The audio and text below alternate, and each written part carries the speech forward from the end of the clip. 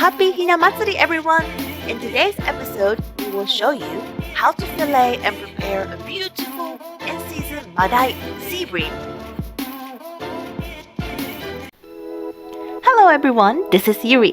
Today we will feature MADAI Sea Bream. Wild sea bream are hard to find and it's also pretty expensive, so today we will use farm MADAI instead. The difference between wild and farm can be seen by its aesthetics. First of all, wild sea bream swims in deep water, so they eat a lot of shellfish like shrimps and crabs. Therefore, they're often bright red and pink in color. For farm sea bream, they swim in shallow water, so it gets tanned easily. Therefore, it's slightly blackened in color. Its second characteristic is that wild sea bream has a tail fin that is wide, whereas farmed one only has a narrow tail fin. Lastly, wild sea bream has 4 noses, 2 holes on each side, but farmed one only has 1 hole each in general. Now let's scrape the scale out. At home, I believe everyone uses kitchen knife. Drawback of using this is that the scales will scatter around the wall, floors, everywhere, and it turns your kitchen into a nightmare. To solve this, we will use this spoon.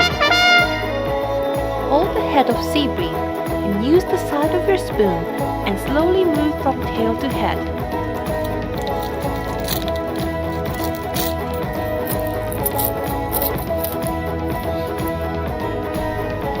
However, it will still cause some mess, so the best way is to use your hand. This we think is the best way to keep your kitchen as clean as possible.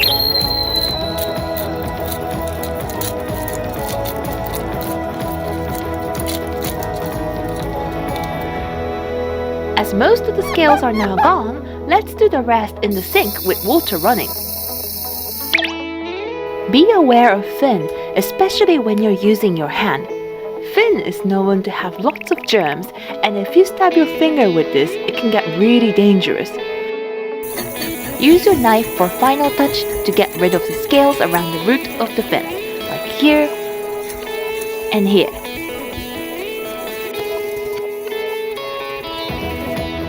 Step 2. Let's cut off the head. First, let's add a mark here. This is called KAMASHITA, right behind ventral fin. Secondly, add a mark here. You can feel a dent right where the fin ends. From this dent to KAMASHITA, slice it at once. Once you slice it open, you can see this. It's called nigadama, gallbladder. Avoid popping this as it is very bitter. Use the edge of your knife to cut the bone. Then turn it around and do the same thing to this side as well.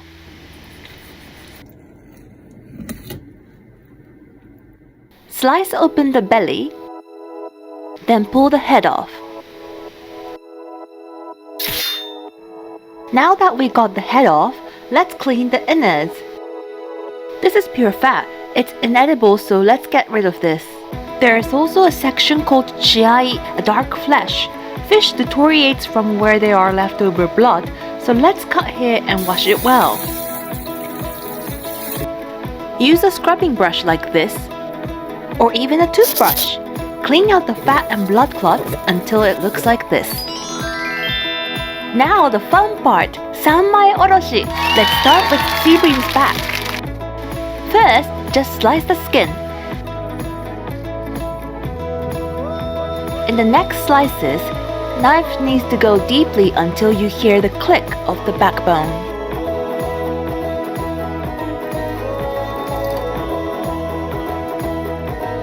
Now flip it around and cut open from root of the tail to the belly.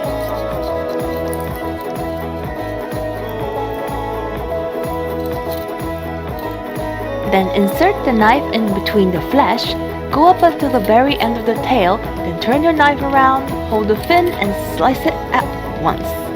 As sea bream is big and so as its bone, use the knife like you're using a sewing blade. Then slice off the tail. Voila!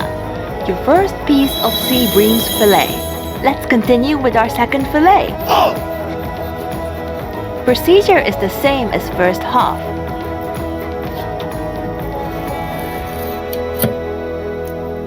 top tip is to gently press the bottom half of the body with the palm of your hand. This way, it's easier to insert your knife.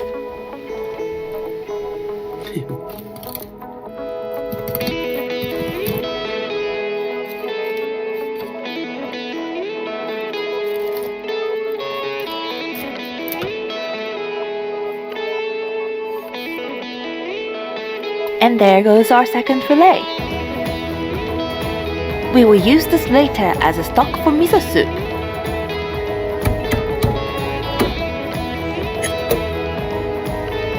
This is the belly bone that's protecting Sea Bream's guts.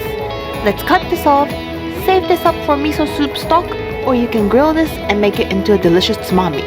Cut out chiaibone that runs through the body. Slice along the right side of the bone. Now let's get rid of this and make our fillet into a beautiful saku, a form that is ready to be sliced into sashimi or sushi neta. Now let's pull the skin off. Make a cut 1 centimeter from the edge. Then tilt your knife as horizontal as possible. And pull the skin with your left hand. No need to move your knife. Our sashimi filleting has finally come to an end! Today we will prepare sea bream in 3 different ways: raw, KOBUJIME, and YUBIKI. Prepare a bamboo colander or chopping board and make sure to wet them in prior. Prepare a good amount of salt. Then sprinkle evenly. Make sure to do it on both sides. Farmed sea bream can be a little greasy, so salt is important to get rid of excess fat and water. Leave it like this for about an hour. In the meanwhile, let's prepare our kombu seaweed for KOBUJIME. KOBUJIME is to sandwich raw fish with kelp. Soak kombu in a solution made with water and vinegar. Leave it till it's soft. Check on it every 10 minutes. We don't want it to get too soft or else the umami will dissolve into the vinegar solution. Once it's ready, wipe off all the fluids with a towel to avoid sogginess. 1 hour has passed and our sea bream is nice and ready. Rinse the salt off. Sprinkling salt wasn't for flavoring, so we want to get rid of this.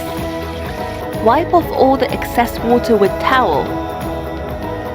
Sandwich sea bream with kombu seaweed. Then wrap it up. Store it in the fridge overnight with any kind of weight on top.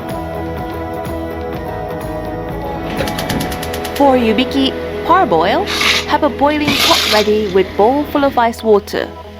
We will cover sea bream with a thin towel as we only want to parboil the skin side. Pour about 5 scoops of hot water. Now, let it cool down in an ice bath for a while.